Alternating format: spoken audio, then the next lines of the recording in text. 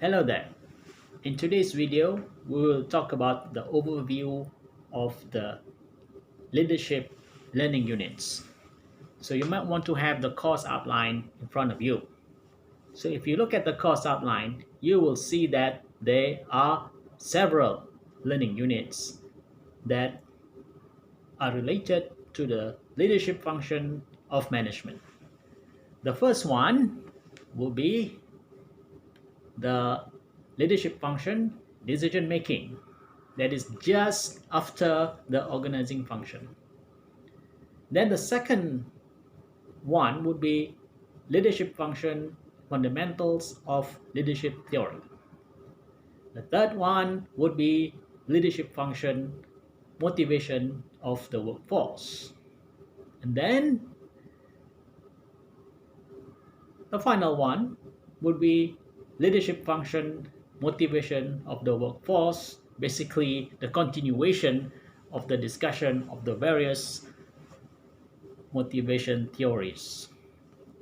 Okay, so this is just to denote the importance of the leadership function in the management process, to indicate that leadership is the prime mover of the four functions of management. Without leadership, there would be no planning, no organizing, and of course, no control, because leadership is the thing that make things happen, as opposed to managers who just follow orders. That is what you get when you read chapter 1, the differences between managers and leaders. Okay, so in this video, what I will do is that I will explain to you, or maybe even summarize a little bit with regards to the readings that you are, well, I wouldn't say highly, I wouldn't say like required, but highly recommended, okay, to undertake, because there's several chapters with regards to uh, the various learning units on leadership. So let us go to the first one, leadership function, decision making. So if you refer to the free textbook, okay, I sincerely hope that you are already reading the free textbook. You are keeping up with the readings. We have will supposedly cover a lot of chapters by now. So the first learning unit on leadership function, decision making. So that is being covered by chapter 2 of the free textbook, which of course you can access through the eLeap, okay, free textbook through eLeap. So that is chapter 2, managerial decision making. Well, it's not too long for you to read. Okay, so chapter 2. Okay, let us go to chapter 2 of the free textbook. If you have the free textbook in front of your computer screen, just click chapter 2. So chapter 2 has several sections: introduction, then overview of managerial decision making, then something with regards to the psychology of decision making, how the brain processes information to make decisions, reflective and reactive systems, then program and non-program decisions, barriers to effective decision making, improving the quality of decision making, and finally group decision making. Okay, so if you can browse the chapter, okay, we go to 2.1, overview of managerial decision making. Okay, that section is not too difficult to read, I hope. Okay, looks like it's kind of slow. The internet is kind of slow right now, so you have to be patient a little bit.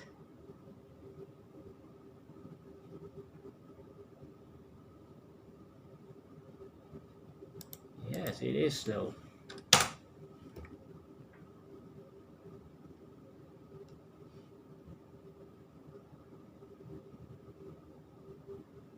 So of course the this section summarizes the main ideas of this chapter. Yes, it's taking too long.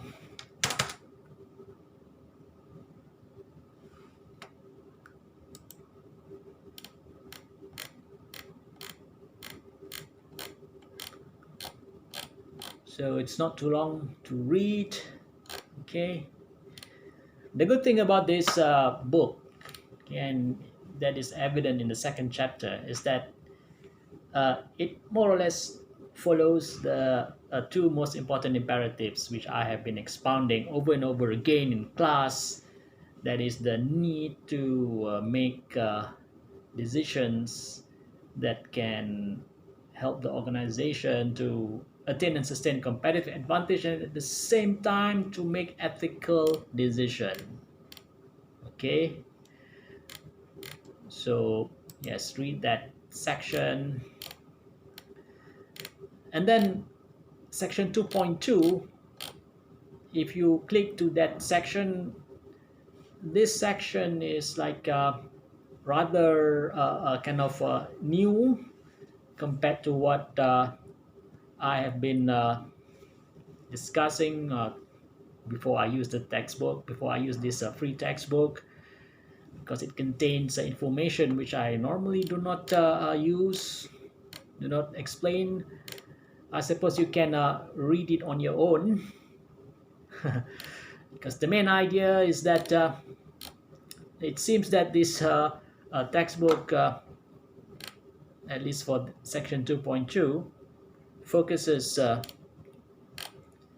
on the need to make conscious decisions that is not reactive but rather reflective. You need to make conscious decisions, not because you are reacting to changes in the environment, but you are more or less trying to understand what is going on and what you want to do, okay, in a reflective way. Okay, and then central to this would be the concept called emotional intelligence. Seems that this chapter is promoting decision making that is emotionally intelligent. So you can read these on your own. Okay, that is section 2.2.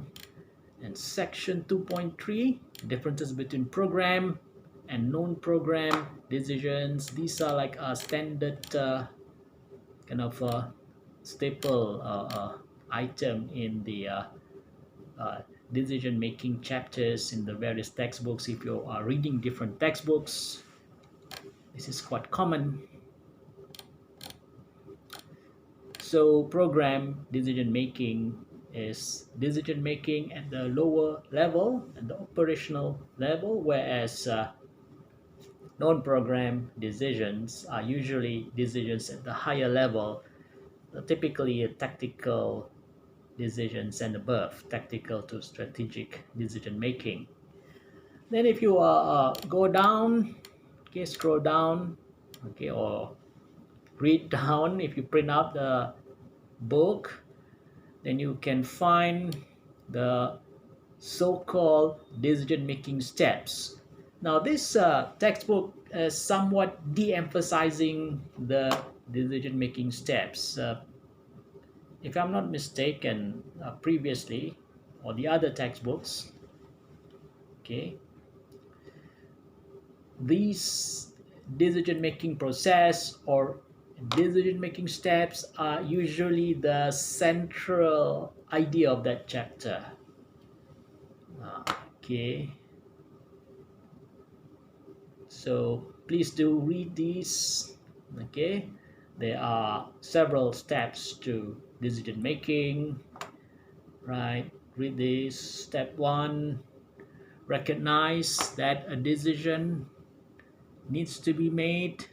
Then step 2, generate multiple alternatives. Step 3, analyze the alternatives. Step 4, select the best alternatives. Step 5, implement the best or selected alternatives. And one thing that needs to be emphasized, you cannot implement all of the alternatives because of limited resources. And then you have to design some sort of mechanism to evaluate the implementation of your alternatives, right? So these are the steps of the decision making process. Section 2.3. Then of course, barriers of effective decision making. Okay, some of the barriers include bounded rationality. Okay, bounded rationality, okay, because you don't have complete information, or you cannot process the information that is available. Okay, then of course, escalation of commitment, time constraints, uncertainty, personal biases, conflict. Okay, please read them. Now if you are taking organizational behavior, you will come back to these biases or barriers to effective decision making. So that is section 2.5. So section 2.4, improving the quality of decision making. It's not too difficult, of course. Okay. But I have to say that this section is quite long. So if you have understood the steps to decision making, then this section will be more or less straightforward. Okay, right. So I suppose you can read them on your own. Okay, it's quite a long section. So that is section 2.5. And then of course the last section, section 2.6, group decision making. Group decision making is the so-called the in thing right now. It's fashionable due to the as I've been discussing with regards to the a trend to de-emphasize the structure or the formal bureaucratic structures, and then to let teams come into play in the production process, okay, or in the management process. Okay, so group decision making becomes important, right? So fortunately, this section is not too long for you, but the main idea is that you need to make decision making to become participative. Okay, so that's the main idea. So those are the sections for chapter 2. Okay, chapter 2. Okay, then we go to the next learning unit. The learning unit with regards to the theories of leadership. That will be chapter 13 of the free textbook. Okay. Right, so we go to the introduction section. Nothing much, just an introduction overview of the chapter. The first section, 13.1, the nature of leadership. Okay, I suppose you can read this on your own. And leader emergence. Okay, differences between formal leader and informal leader. And then of course between designated leader and emergent leader. Okay, usually the in the corporate or in the formal workplace, okay, organizational setting, designated leaders are usually the norm. whereas emergent leaders are leaders that arises from the situation. Okay, so please read them. Okay. uh,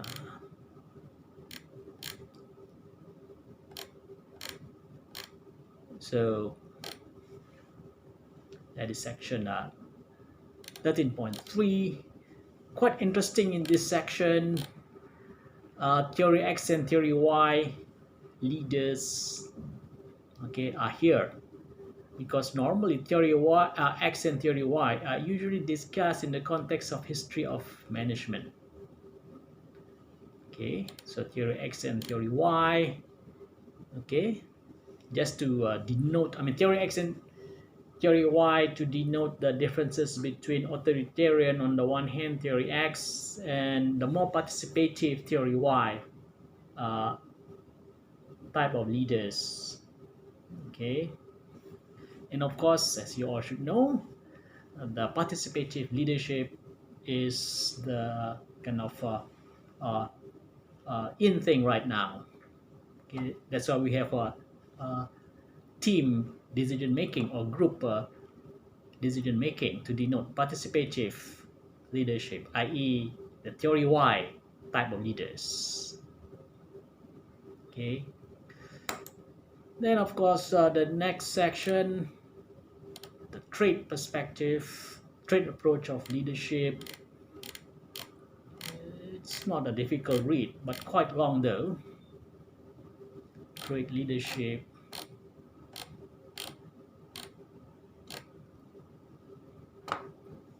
Okay. Other leadership, or are leaders being born or they are being made? Okay, so read them. Okay. Trait leadership is the kind of the more historical or traditional approach of leadership. Then the behavioral approaches on leadership. Okay, this approach is the beginning of the more contemporary thinking of leadership, and practically in this section, the subsection that discusses the leadership grid is central. So if you like scroll down or you read down, you can see that leadership grid, in which there are two, okay, two kind of dimensions, if you want to say that. First instance, concern for production, and in the second instance, concern for people. Okay, so please read them. Okay, this leadership grid, the Blake and Mouton's managerial grid, that is the standard kind of explanation on leadership. Okay, leadership grid, right? So please read them. And if you read the other textbooks, they have a different way to explain. But despite the differences in explaining, okay, the different quadrants, they are more or less the same. You can have leaders on the one, highly concerned for production, but lack of concern for people, or leaders in the opposite, concern for the people, but lack of concern for the production. And these are not good. Okay, because I mean, assuming that this is a business organization, if you just focus on one at the expense of the other, that would make the production process to be not sustainable. So the best would be leaders that are concerned for both production and people, the so-called sound, okay, sound kind of uh, kind of criteria. Okay, sound leadership, okay, or team leadership, or some textbooks they put it as team leadership. Okay, you have to be both concerned. I mean, leaders, okay, have to be both concern for production and for people. Right? But of course, this is a very difficult thing to do. Very difficult actually in reality. But in theory, that would be the best. Okay. So that's section 13.5. And then section 13.6, then you start to go to a more complicated kind of concept. So I suppose for this semester and for this class, I would not go too much. Obviously, this is heavy duty stuff. If you are organizational behavior, even for that course, I will not explain it too detailed. Okay, because all these kind of concepts are difficult to be explained in one go. Okay, so if you find this section to be difficult, just read through and don't think too much about it. Okay, of course I sincerely hope that you will read, okay, like a fitless contingency model, okay, the path goal theory. Okay, those two are quite important, especially the path goal theory. The path goal theory represents the more contemporary uh, approaches of leadership.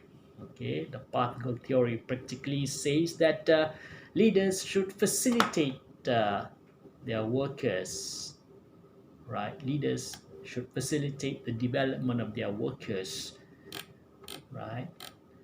Of course, the fitless contingency model is a bit complicated. Maybe we leave it to the real lectures. I mean, if you want me to explain, then I would do so, but not in this video. So that is section 13.6. Path goal theory is highly recommended for you to explain, because this is the precursor to the more contemporary approaches of leadership, and the path goal theory is actually I mean, it makes sense to explain the so-called substitutes for and neutralizers for leadership, especially the substitutes of leadership. Okay, here practically the main idea here, I mean, the main idea of this section is that you don't need leaders if you have people, workers who can decide on their own. Okay, that is the correct me if I'm wrong, the main idea of this section, right? So substitute is the more preferred kind of situation. Neutralizer is something which you don't really want to. So the best thing would be to have substitutes for leadership. Then you can make workers, staff to have more autonomy, and this would help, okay, in the future in the implementation or adoption of the so-called job characteristic model, whereby you can give or to get people to take more responsibility, thereby reducing the need for supervisors to mid-level managers.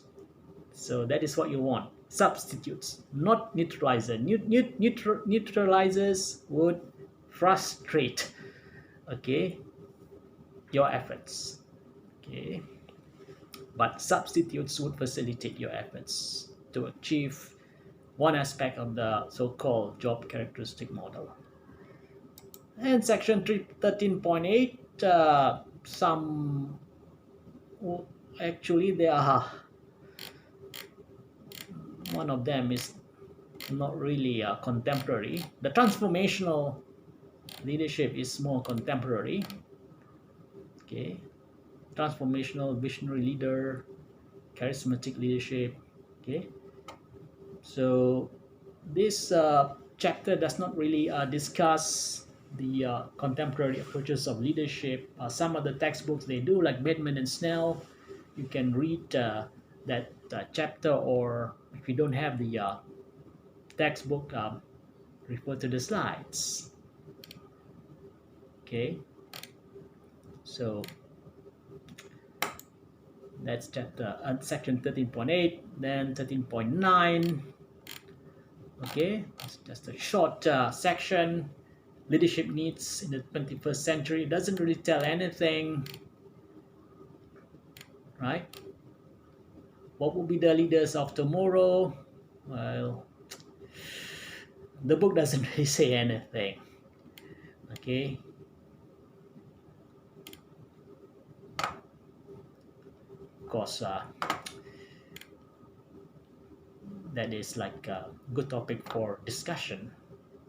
So that is chapter 13. Okay, chapter 13, and that covers the leadership function, fundamentals of leadership theory. Okay, then the next two learning units will be based on the motivation chapter. So in the free textbook, the motivation chapter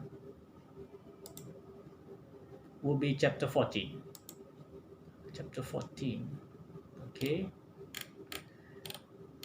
So this chapter is, in my opinion, will be the most difficult for you to read. Some of the theories will be more difficult compared to the other theories. So let's go to this chapter, okay? So this chapter will be covered in two learning units. Okay, so motivation, first instance you have the introduction. Okay, it's quite easy for you to read. Okay, motivation, direction and intensity, section 4 or 14.1. Not too difficult for you to read, I suppose. The more difficult would be section 14.2, content theory of motivation. Okay, so this textbook is quite different from, let's say, Bateman and Snell, in the sense that this chapter might require a high degree of concentration or involvement if you want to understand. Okay, so first instance, describe a content theory of motivation. Okay, right, and then manifest needs theory. Okay, then the Murray's list of needs have been discussed. Okay, now you don't have to worry too much.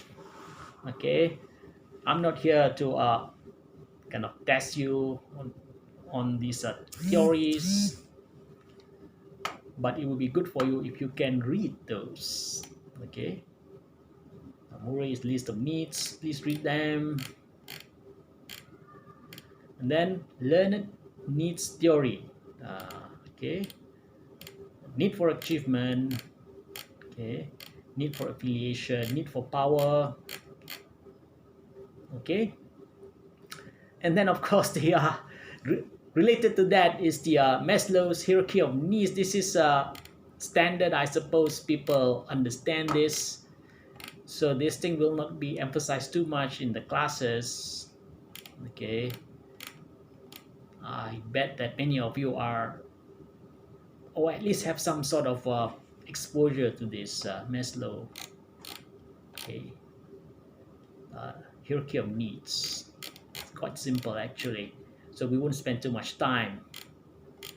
Okay, in the same manner, of course, Alderfer's ERG theory. Okay, some people say that this is a simplification of Maslow hierarchy of needs, right? So please read them. The more difficult will be Herzberg's motivator hygiene theory, but again, it's not too difficult compared to the next theory, which will be coming pretty soon. Self-determination theory. This is quite new actually to be discussed. Not too many textbooks discuss this self-determination theory. And that's it for section 14.2. Now, section 14.3 might be a little abstract and difficult. The process theories of motivation, okay. Operant conditioning theory. This is might not be too difficult after all if you kind of concentrate a little bit when you are reading that section. Much more easier would be equity, then the goal theory, okay. Goal setting, actually, goal setting goal setting goal setting, very easy for you to understand, but the more difficult will be expectancy theory. So I will spend quite some time, okay, for expectancy theory. Okay, because the diagram itself might be too abstract to be understood easily. So expectancy theory, okay, and traditionally, okay, this theory would be given more time, okay, because if you try to look at this diagram here, okay, the diagram of expectancy theory, exhibit 14.13, okay, so that thing is quite difficult for you to understand, right? So there is section 14.3, process theories of motivation. The most difficult theory will be this expectancy theory. And then the section 14.4, recent research on motivation theories. It's quite easy. Okay, so that is the end of chapter 14. Okay, chapter 14. Now that is, or that represents the first part of motivation of the workforce, i.e. leadership function, motivation of the workforce 1. The final would be, or the final learning unit on leadership would be leadership function, motivation of the workforce 2. Here, okay, I would refer to another textbook, okay, particularly Bateman and Snell, okay, because here I would focus on this thing called the job characteristic model, right? The job characteristic model. I would say that that is the most wonderful motivation model or motivation theory ever to be invented, because of course the implementation is difficult, but if organizations can implement it, that would give them the best outcome, okay. So the job characteristic model, okay, right, uh, so that will be in the second learning unit of motivation of the workforce, and of course the final learning unit for leadership as a whole. So the job characteristic model, which I will explain in full, okay, at that time. Okay, so this is the, you might say it's quite difficult concept, okay, much more difficult than the expectancy theory, and that is why it has been allocated 1 week, okay, 1 week, okay, practically to explain the job characteristic model. And one thing which I want to emphasize in the job characteristic model is that this theory or this model, unfortunately, has the potential to be used or to be abused okay, to be abused, to exploit workers. More on that during that time of lecture. So there you go, ladies and gentlemen, the overview of the one, two, three, four learning units of leadership. So I sincerely hope that you are able to read the chapters, because that would help a lot. And if you have any questions, please do ask me. Please contact me. Contact me in WhatsApp, or uh, send your comments in this video down here, okay, in the YouTube. So I'll see you again in the next video.